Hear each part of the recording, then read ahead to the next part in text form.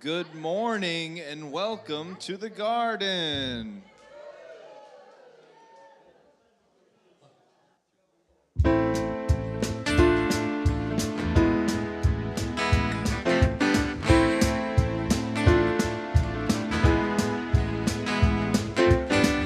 can never know what it's like. The blood like winter freezes just like ice. And there's a cold, lonely light that shines from you. You're winded like the wreck you hide behind that mask you use. Did you think this fool could never win? Well, look at me, I'm a-coming back again. I got a taste of love in a simple way. And if you need to know while I'm still standing, you just fade away. Don't you know I'm still standing better than I ever did? Looking like a true survivor, feeling like a little kid. And I'm still standing after all this time, picking up the pieces of my life without you on my mind.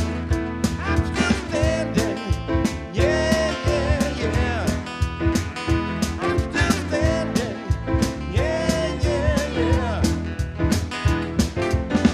Once I never could have hoped to win. You're starting down the road, leaving me again. The threats you made were meant to cut me down. And if our love was just a circus, you'd be a clown by now.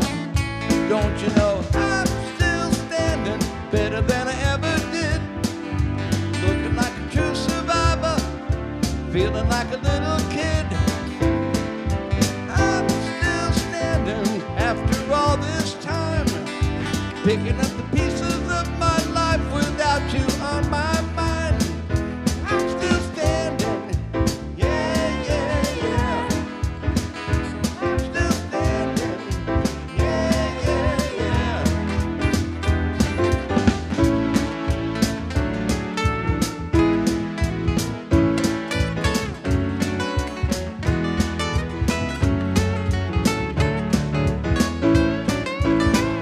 Don't you know I'm still standing better than I ever did?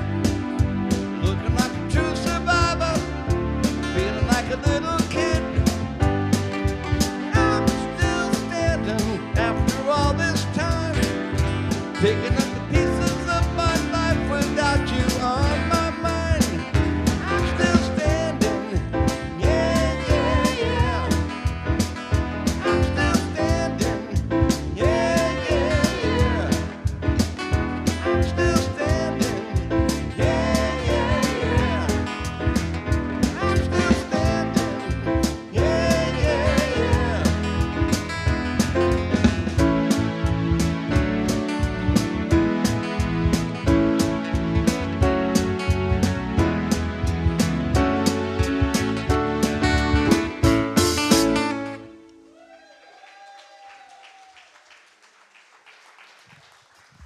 How many of you remember the famous video that was created during COVID with that song?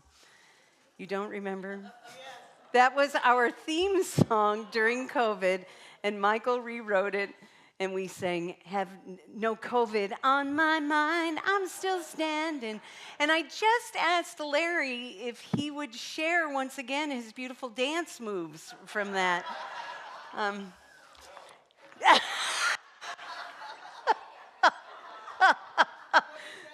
No. Good morning. We're really glad you're here. If you see me stepping off this carpet, just go, "Get back," because I should. That's what Matthew said. He's going to get me one of those shock collars. Anyway, because we have amazing people online. Good morning online from Montana to Delaware to beautiful Crete, Illinois. Good morning, Mom. Good morning, Luann. We're all so glad that you're here. Just a couple of announcements today. They're so exciting. Yes, today is the day. And I could not find the popcorn maker yesterday because I had every intention of having popcorn here, but the Union Chapel popcorn maker is gone. Dun, dun, dun, dun. So we will have to do our meeting without popcorn. So just want to share with everybody, let's not clean up the room right away after service. That's what my husband, that was his only comment There's nothing more spiritual than saying amen, and the room just goes pow. At his church, you have to sit, you sit back down and listen to the postlude.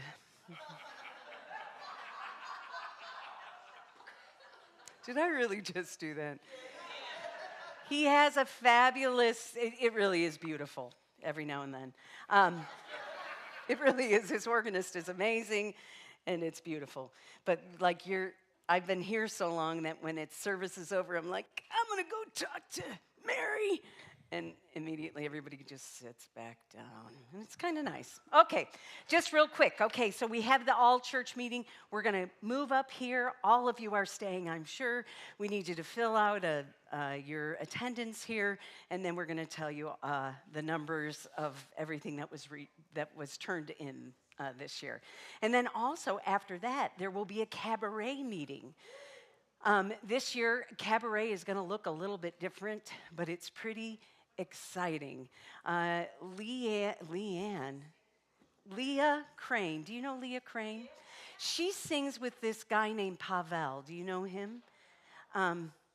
They have agreed to share in the cabaret this year, and it's going to be pretty amazing. So we're excited about that, and there'll be a meeting afterwards. So come. If you're looking for something to do on that day, come downstairs and we'll talk a little bit about it.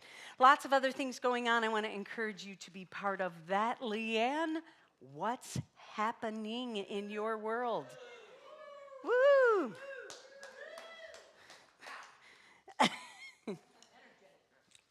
Good morning. Good morning. All right, there we go. How many of you get your hair done? You know, ladies who get your hair done. It's a real fun, right? You sit and you chat with the person who does your hair, and there's all kinds of gossip and maybe even some riddles like what gets wetter as it dries. Oh, what'd you say, Kira? A towel. What must be broken before you use it? Look at her. She's so smart. All right. Yes, she is. Well, today we're going to have our Bible lesson is about a gentleman who had really bad hair. He did. Yeah. Who could it be? He got it cut, and then all of a sudden, his power left. Hercules. Samson. And he was a man of riddles, wasn't he? Well, if you didn't know, he really was a man of riddles. He told a riddle about a jawbone. So today we're going to talk about really bad hair days in room 216. Are you ready, Kara? All right, let's go. Really bad hair.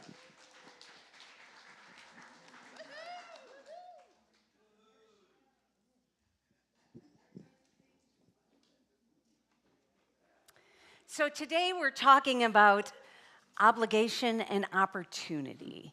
We're going to spend a little time with those two words and how they live out in our lives. But as we prepare for our time in worship, let us be mindful that the Spirit of God is among the people of God. God called you here today and has something in store for you. Shalom, salam, namaste, peace. And our devotional moment is as follows. Whenever I feel helpless in this overwhelming world, I become a helper.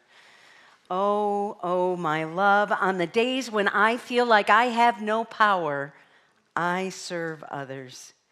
You see, whenever I wash the world's feet, my hands immediately stop shaking.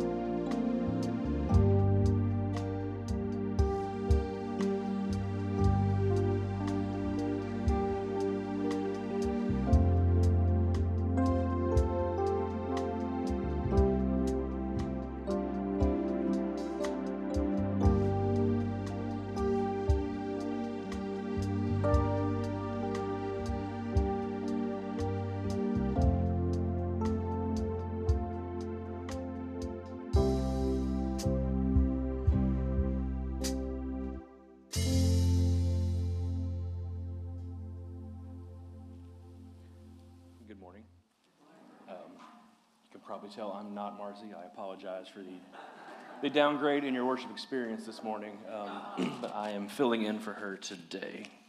So, the devotional moment talks about whenever I feel helpless in this overwhelming world, I become a helper.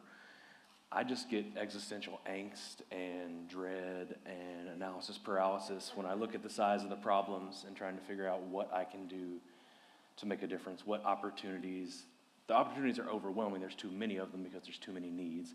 And so I find myself just getting stuck and realizing that I can't solve all these problems. And then I get frustrated because I can't solve all the problems because I like to fix things. And it just spirals. And then I sit there and do nothing.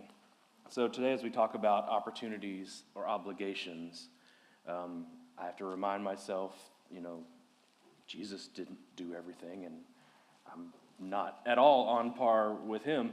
So maybe I should just tone down my expectations and just try to do what I can. See a need, fill a need. I don't have to solve everything. No one can. No one person can solve everything, but everyone can do something. So maybe I should get off my butt and do something. So with that in mind, will you pray with me? God, you call us to be living representatives of your love for this world, in this world today. And if we look around, we can see that the problems are huge. We can see that they are numerous. But it's not on us to solve them entirely. It's on us to put your love into action and do something. So help us to find where our gifts and our passions lie so that we can take those things and make an impact in the world, whatever they may be. Give us the motivation, the strength, and the courage to do so each and every day. Amen. Ministry here at the Garden is made possible only through your gifts. So we have an opportunity, not an obligation, an opportunity to give. We hope you would give, because that's how we do things like our big and little gives. That's how we have services. That's how we make this whole place function. So if you can give today, we would appreciate that. If you can't, just know that your presence here, being part of this community, that is a gift in and of itself. And without people, we can't be a community. So that is truly a gift. So give in any way that you can today. And the baskets are going around. Thank you for being here.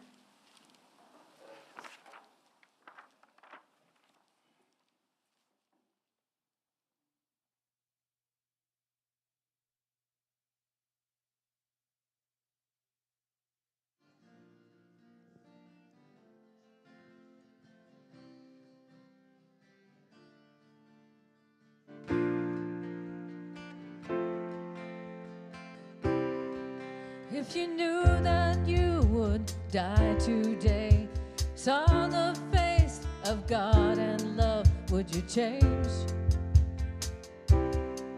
Would you change?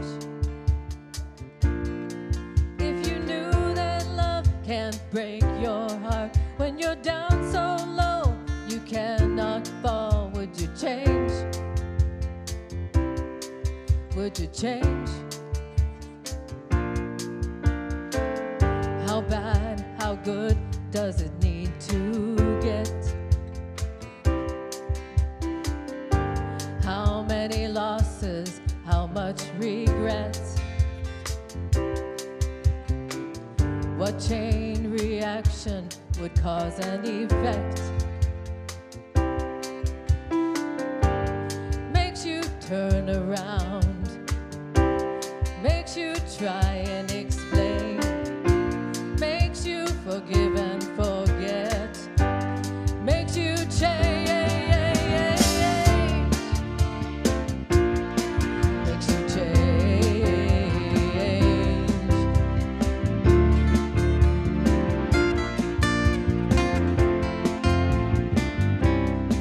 If you knew that you would be alone, knowing right, being wrong, would you change?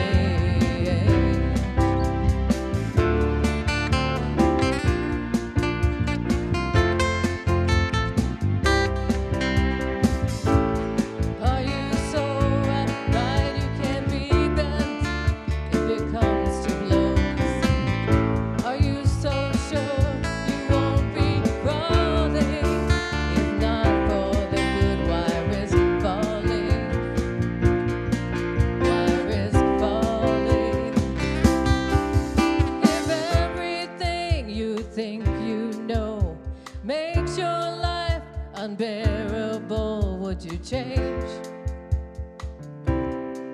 Would you change? If you've broken every rule and vow, hard times come to bring you down. Would you change? Would you change? If you knew that you would die today, if you saw the face of God and love, would you change? Would you change? Would you change? Would you change? If you saw the face of God and love, if you saw the face of God and love, would you change? Would you change?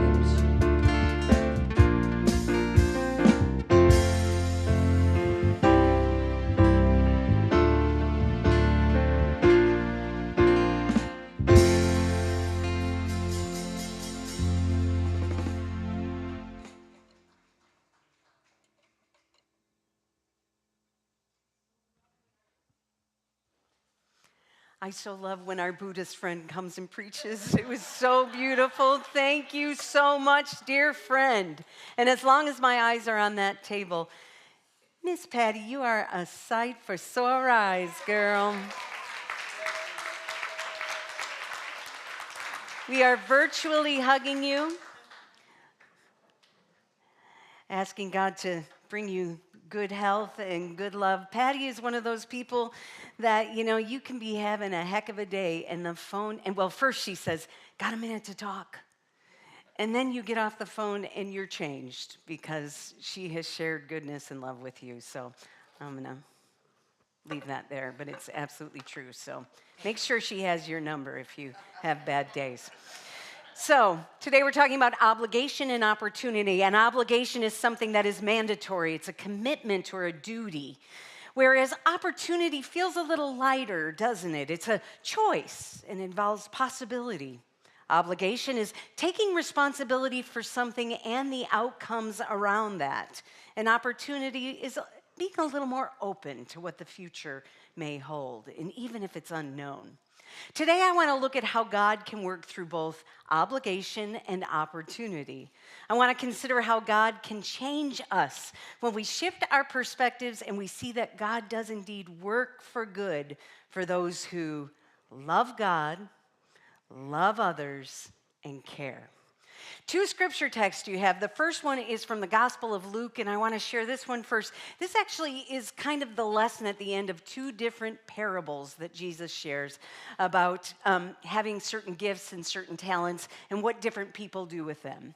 And I would just rather share the punchline for this story, but I encourage you to go back and take a look this week at those different parables. But this parable ends like this, and so does the other one, much similar to it.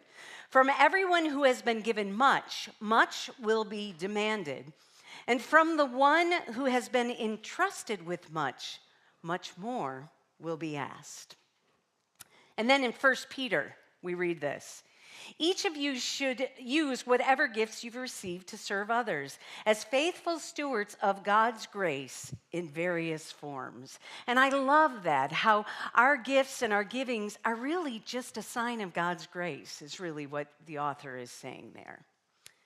So perhaps you, like me, have found yourself in this particular situation. You got to run into the grocery store. For me, it's Kroger. You got to run into the grocery store to get just a few things. And as you're making your way through the door, there they are. There they are, the Boy Scouts. And there's the one who you can tell it's his turn. And he puts his eyes on you, and he has got his eyes on you. And you immediately, you're just running in for a few things, but you run to get a cart because this kid is staring a hole through you. And then you say what I say, right? Catch me on the way out, right? Well, this kid, and this is a true story, this kid actually had a popcorn kernel on his head. And so I go in to get my milk and eggs and to run in and to run out. And I'm not kidding you, the popcorn head kind of followed me. I could see him down the aisles. I could see that little kernel head. And he was watching me because I said, catch me on the way out. And he, I think, wanted to make sure he caught me. And so I make my way to the checkout, and there he is. There he is looking at me. And I come to realize that not only do I have to get milk and eggs, but now I have to get cash because the Boy Scouts have something that I can't live without. Now, if I'm going to be honest with you, I do like to walk into the grocery store and walk out with exactly what I came in for. And sometimes when I walk out, it includes caramel corn, microwave popcorn, and any other treat they're trying to sell, and I've had to take out a second mortgage on my house in order to pay for it. You have much more than what you really needed, right? If you think about it, chances are you did not purchase that popcorn because you wanted popcorn. If we're gonna be really honest, you probably felt a little obligated to buy from a Boy Scout. Here these kids are in the grocery store. Why? Because we will not let them solicit in our neighborhoods anymore. Not that I have ever seen a cop with a Boy Scout at the back of the car. Another popcorner over here. I've never seen that. But yes, they can't run around our neighborhoods anymore. They don't do those things. So yes, out of obligation, I buy popcorn. Now, I also have to admit that it is even a little more difficult when that one little Girl Scout, and oh, we'll see her soon, sets up out there. She sets up out there and she gives you the opportunity of a lifetime. And guess what? She has even worked out a way that when you buy her cookies, she can take your credit card. Did you notice that last year? Yep. She wasn't worried about it at all. Oh, you've all been there. And for many, it could be that we too remember those days, right? The selling the cookies days. And how about the candles? How many of you had to sell candles? What was that about? And then the chocolate, at least you had a chance with the chocolate. Yes, I feel a little obligated because I too had to do those things. Not long ago, as I noted, I had the little experience with the little sweet face that goes out there, and the one that I knew pretty well. And of course, out of obligation, I did buy $150 worth of Girl Scout cookies, which are still in my freezer, I might add. So if you have a hankering for a Thin Mint, I got you covered. And out of obligation, I did it. But you know what? Not long after I purchased those cookies, that little person sent me a note. She sent me a note, and in the note, she did something amazing. Through my obligation, God went to work through her. And this little one not only took the chance to ask me to be part of this opportunity, but she then took that opportunity and took my obligation to that opportunity to share with me what my obligation did for her. And she sent me a picture of her and her girlfriends at camp. And she also wrote a note about how this just meant the world to her. Now, isn't that interesting? I call it an obligation, but she not only saw it as an opportunity, but she then took that opportunity a little further and sent me a note. So my obligation transformed this little girl's life in some way. She went to camp and she wrote a thank you note. We started our annual stewardship campaign here at the Garden, and perhaps you are feeling on this day like, I was just trying to make it to church. Maybe you feel a little like I did at the grocery store when I was attacked by that Boy Scout. Maybe you came here today for just a few things. I just wanted a little music and a little scripture, and I wanted a little message, But here she is, offering me an opportunity to pledge for a new year, to help the tree grow, to put another green leaf on the tree, to plant yourself in this community. And you may feel obligated. And I have to tell you, before I sat down to write this sermon, I may have said to you, please don't give out of obligation. Because deep down, we want you to give, right? We want you to give because you offer back to God a portion of the goodness of life that God shares with you. You give in response to the blessings in your life. And yes, in part, I do feel that way. But after thinking about those Boy Scouts and thinking about those Girl Scouts, I can see, even if you feel obligated to give, I do believe that God's grace will provide an opportunity through this gift. God's grace is greater than our limited perspective and understanding on life. When you look at your own life, consider the times that you felt obligated, yet something amazing came from it. I believe when we step up to do something good that we don't want to do, God goes to work and grace prevails. Not long ago, someone came to me in need. A member of my family needed help. And as the aunt who has no kids, I believe I am first on the list. And I've learned over the years to do it differently. Now I just offer to pay for a bill because it's not that hard to do these days. And I have to tell you, when you do that, it's kind of a auntly obligation. And I never feel fabulous about it. Especially, we don't even talk about loans anymore. Come on, who are you fooling, right? It's not a loan. It's a gift. Yeah, you're my other church. But I know, on this particular event, I was like, oh, I don't know. And I really prayed about it before I did it. And I did it. And I did the amount I didn't feel comfortable with. And I am not kidding you. This is the truth. The very next day, I received a gift in the exact same amount that I gifted to my family member. Now, I may have felt obligated, but I have to tell you, God goes to work when you open yourself up to God. And it's not only about money, my friends, it's about our time and our talents as well. How many times have you determined, I don't have time for this? Or you thought, I'm not sure this is the best use of my time. Or I don't want to do this. And you pushed through and you did it anyway. And afterwards you saw how God went to work. One of those times you went kicking and screaming and resisted, but did it anyway. And after you spent the time and energy, you saw that God is bringing something good to fruition through the likes of me. In part, it was great resistance and obligation that has led me to be a pastor. When I worked full-time in the real world, and now I just want to apologize. I do this every now and then. If you had your retirement at Indiana National Bank, I'm sorry. I managed it, and I didn't know what the hell I was doing. But that's beside the point. I'm looking at my Indiana National people over here. So I'm sorry. If you worked for Red Gold, I'm sorry. I did my best, and it wasn't very good. But in any case, I worked in the real world where I didn't find a lot of satisfaction. And I did this camp.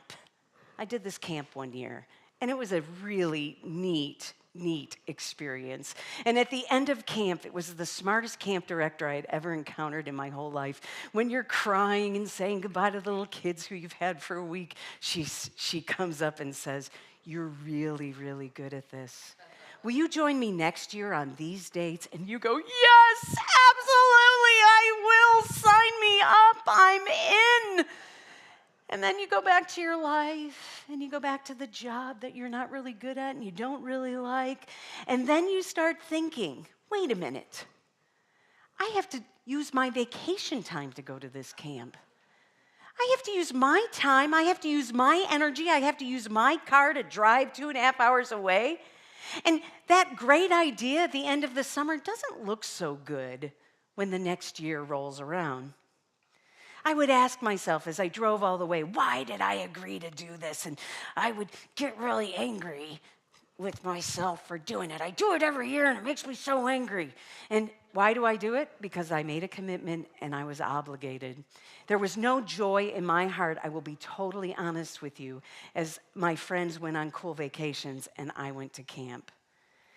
And sure enough, though, right? I'm angry, don't want to be there. The minute you walk in, you leave all of that behind and you enter into camp world and God goes to work. Yes, in spite of my excuses, my resistance, and that sense of obligation, those kids changed my life forever. Those kids led me to where I stand here today. And as I encounter those kids grown up, I see how God works in this world, and I am so grateful that I followed through on that obligation. See, what we resist often persists. And that's where God does God's greatest work. If we are resistant, then maybe that's exactly where we're supposed to be. I have to admit, part of today's reporting after service, I'm so excited, is all about checks and balances. And I noted I worked for a bank and I wasn't very good at checks and balances, but I have to tell you, I just am so resistant to putting those forms together, ask Martha. But then you do it. And you take a look back at what's been. And you take a look at the system that's been set up for a couple hundred years. And you realize that God is at work in this system that you so often avoid.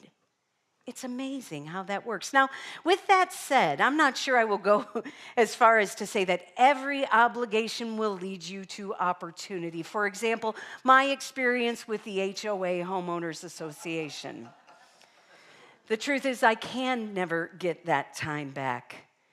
And I see that it was something I was not suited for. But wait. It did teach me. What it did teach me was that I am not someone who needs to be involved in everything. My gifts and talents and graces are best not used on the HOA board. So perhaps that obligation, and by the way, the person who took my place is here today.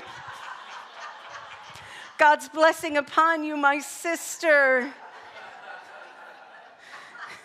So perhaps that obligation gave me an opportunity to be keenly aware of where I am not called to be, and that it is okay to say no or no. It's okay to say no.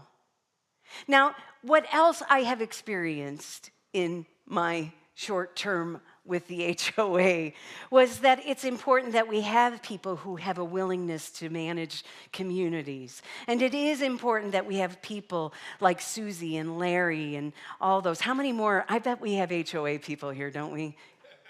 Okay, they're not going to raise their hands because of what I've said. And maybe, just maybe, my experience gives me a little more grace and thankfulness for those who have a willingness to do those jobs. The idea of to whom much is given, much is required, is that we are responsible for what we have. If we have been blessed with talents and wealth and knowledge and time and the like, it is expected that we will use those gifts to share in the transformation of the world with the love of God. Not just here at the garden, but as we take each step on the journey. But with that said, we are not called to do all things. We're not called to be all things and to do all things. We are called to do our best with what we have. And you know, ultimately, that is what Jesus did.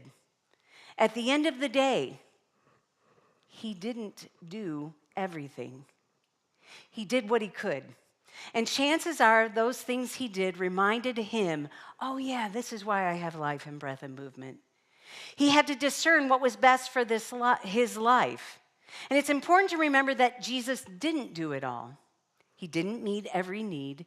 He left people waiting in line to be healed. He left one town to preach at another. He hid away to pray. He got tired. He never interacted with the vast majority of people in this world. He spent 30 years in training and only 3 years in ministry. He did not try to do it all, and yet he did what was asked of him. and that was to make circles bigger and to make sure every creature he encountered knew they were loved. So, friends, the question today is this: what is motivating you in life on this day? Are you motivated by opportunities you are presented with or obligations you have? Do you believe that God can work through all of it to bring goodness into the world? Well, friends, I do. You have obligations that you wished you did not but in the end, you will see that God went to the work in the world in some way or another. And like me, there will be other things that you are not suited for. Life is filled with countless opportunities and obligations. And yet, when you take stock in what is around you, you will find that God is at work in this world, and even through the likes of you. In many ways, we think we live in a black and white world where the answers and the directions are clear. But we all know that that isn't how it works. There is a lot of gray. And I believe that God can and does work in all for good. The opportunity, the obligation, the doing, the being, the seeing, the unseen. God is at work in the world, as real as the air that we breathe, and using us, obligated and seeking opportunity to bring goodness into this world.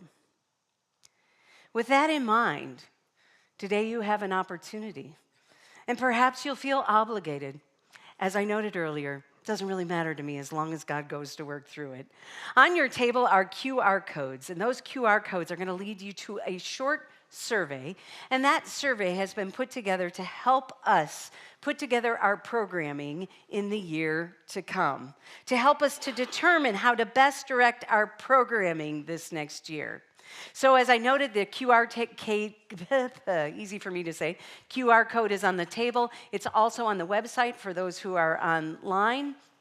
And we're going to give you about 5 minutes with a really great song to fill out that survey, which we will use to help in future programming. If you're not a smartphone person, that's not a problem. Trish has extra copies, and if you just raise your hand, she will bring you a printed copy.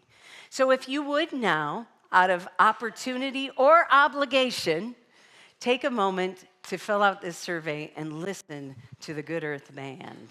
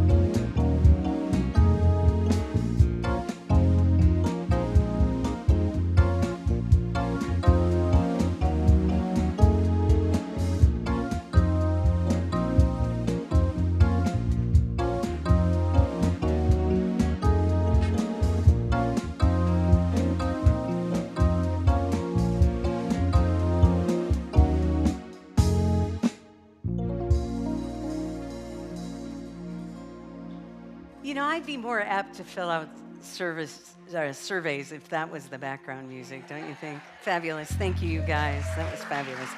Hey, we'll be sharing the results of that survey. We are thankful for your participation. We have an amazing group of people who have put that together, who will continue to explore where God is calling us forth. So, Caroline, this is my song. This is my song. It was the song I listened to when I got divorced. All right, so go ahead, Caroline. Every day, every day. You don't have to share everything.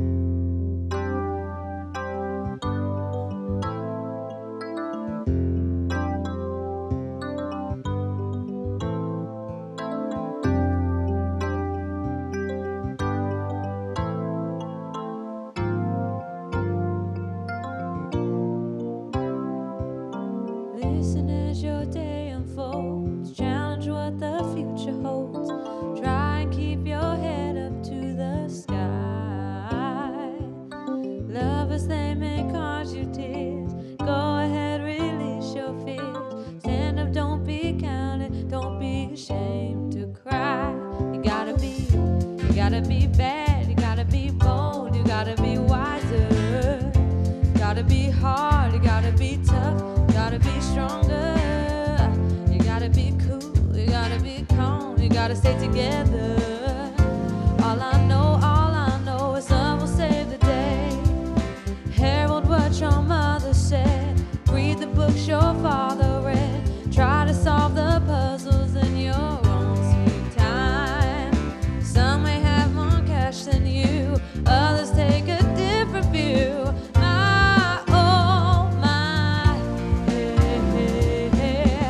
You gotta be bad, you gotta be bold, you gotta be wiser. You gotta be hard, you gotta be tough, you gotta be stronger. You gotta be cool, you gotta be calm, gotta stay together. All I know is love will save the day. Time asks no questions, it goes on without you, leaving you behind if you can stand the pace.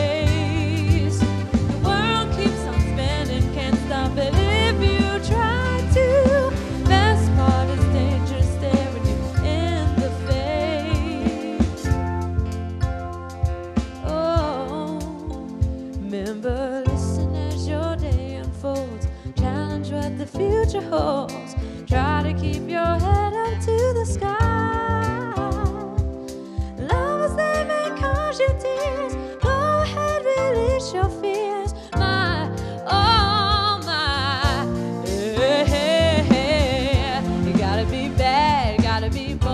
Gotta be wiser, you gotta be hard, gotta be tough, gotta be stronger, you gotta be calm, you gotta be cool, you gotta stay together. All I know is love will save the day. Got to be bold, got to be bad, got to be wise, do what others say, got to be hard. Too hard. All I know is love will save the day. You gotta be bad, you gotta be bold, you gotta be wiser. You gotta be hard, you gotta be tough, you gotta be stronger. You gotta be cool, you gotta be calm, you gotta stay together. All I know is love will save the day. Oh.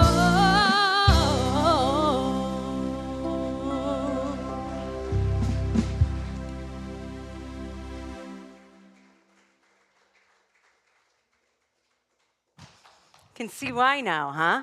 Beautiful song. I don't have to say everything I think of, but so I have a funny story about that first marriage. I married an actor. He was on the road. He didn't have much. I had a house and a car and some different things. And so when my dad agreed for us to get married, he suggested that maybe, I make some arrangements to make sure that,